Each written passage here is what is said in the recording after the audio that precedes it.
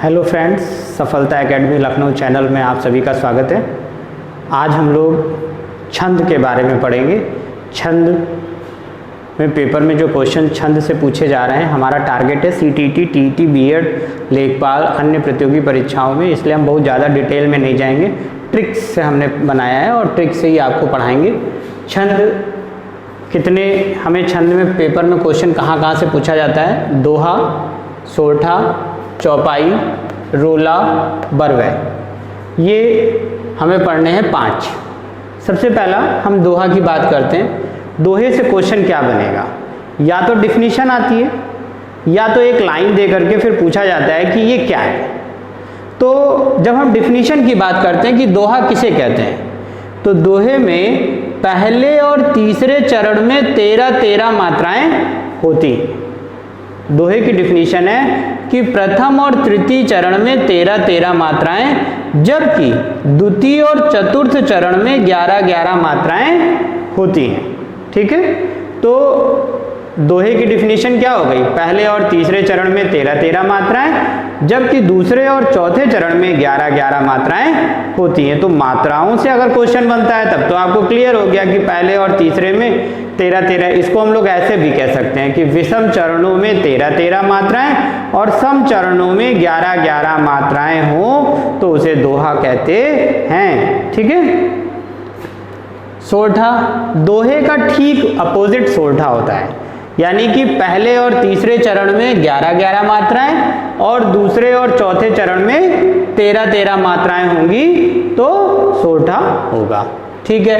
चौपाई देखते हैं। चौपाई में 4 चरण होते हैं और हर चरण में यानी प्रत्येक चरण में 16 मात्राएं होती हैं, तो उसको हम लोग क्या कहते हैं? चौपाई कहते हैं। तो चौपाई में 4 चरण और हर चरण में 16 मात्राएं होती हैं। रोला में क्या होता है? प्रत्येक चरण में 24 मात्राएं होती हैं।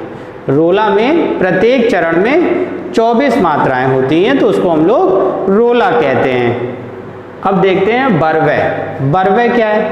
बरवै में पहले और तीसरे चरण में 12 मात्राएं होती हैं, यानी विषम चरणों में 12 मात्राएं होती हैं, जबकि सम चरण का मतलब हो गया दूसरे और चौथे चरण में 7 मात्राएं होती हैं, तो उसे हम बरवै कहते हैं। ठीक है दोस्तों, क्लियर हो गया आपको? क्योंकि मात्राओं से क्वेश्चन जरूर आता है। दोहे में पहले और तीसरे चरण में 13 मात्रा, दूसरे और चौथे चरण में 11 मात्रा। सोरठे में दोहे का ठीक उल्टा होता है, यानी कि पहले और तीसरे चरण में 11, दूसरे और चौथे चरण में 13। चौपाई में 4 चरण होते हैं, हर चरण में 16 मात्राएं होती हैं। रोला में प्रत्येक चरण में 24 मात्राएं होती हैं। बरवै में पहले और तीसरे चरण में 12, दूसरे और चौथे चरण में 7 मात्राएं होती हैं। ठीक है। अब हम आपको उदाहरण के माध्यम से समझाते हैं। सबसे पहला दोहे का मैंने उदाहरण लिखा है, श्री गुरु चरण सरोज रज, फिर कॉमा लगाया है, यानी ये पहला चरण हो गया। दूसरा चरण लिखा है निज मन मुकुर सुधार। अब देखिए, अब आपको ट्रिक बताता हूं। जितनी भी बड़ी की मात्रा, बड़ाऊ की मात्रा, ए की मात्रा, औ की मात्रा हो, उन सब में हमको क्या लगाना है? गुरु। 2 सिंबल होते हैं, एक गुरु होता है, इसको गुरु कहते हैं, और एक लघु होता है।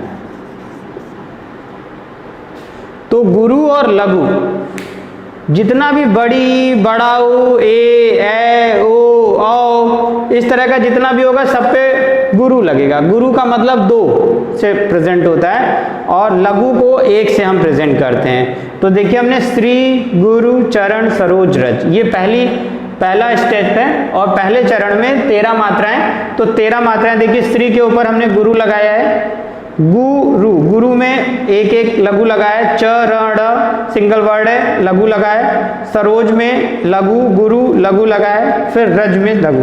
जब आप इनको जोड़ते हैं तो 13 मात्राएं हो जाती हैं। ठीक उसी तरीके से अब नेक्स्ट उदाहरण हमने दिया है चौपाई का, क्योंकि सोरठा में जस्ट उसका उल्टा होता है। चौपाई का हमने उदाहरण लिखा है गुरु, पद, रज, मृग, मंजुल, अंजन। आप इसका स्क्रीनशॉट भी ले सकते हैं, डाउनलोड कर सकते हैं।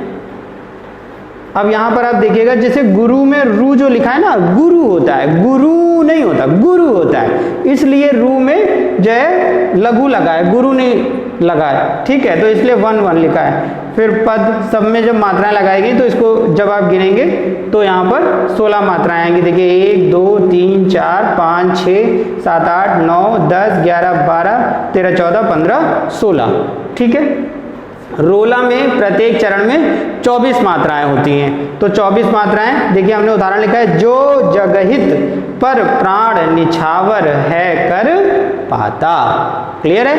तो जो जगहित पर प्राण निछावर है कर पाता। तो अब यहाँ पर देखिए हमने मात्रा लगाई है, जो के ऊपर गुरु लगा है, जगहित में देखिए ऊपर लगा है मात्रा।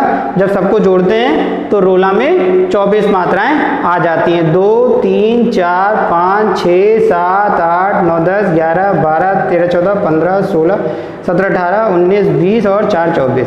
ठीक है, तो यानी रोला में 24 मात्राएं हो गई। क्लियर?